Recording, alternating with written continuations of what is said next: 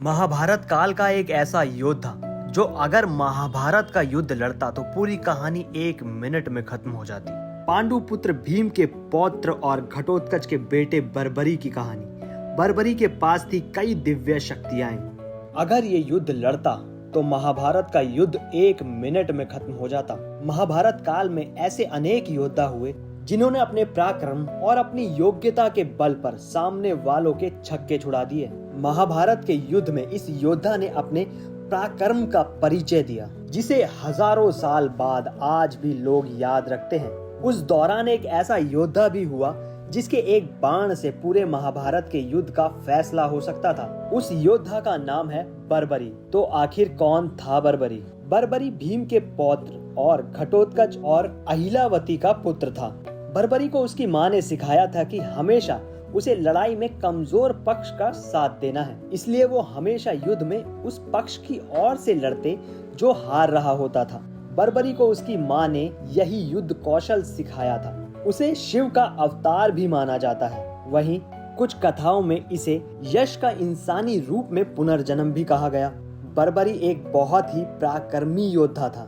कहा जाता है कि अपने तप से उसने दिव्य शक्तियां हासिल की थी। बर्बरी के पास 3 ऐसे बाण थे जिससे युद्ध क्षेत्र की पूरी सेना 1 मिनट में खत्म की जा सकती थी।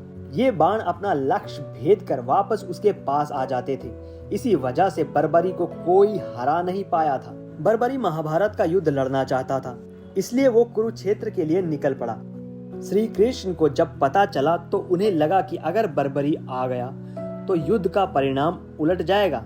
इसलिए कृष्ण एक ब्राह्मण का भेष धारण कर बर्बरी के सामने पहुंच गए। श्री कृष्ण ने ब्राह्मण के भेष में बर्बरी से भिक्षा मांगी। जब बर्बरी ने पूछा कि भिक्षा में क्या चाहिए, तब कृष्ण ने बर्बरी से उसका शीश मांग लिया।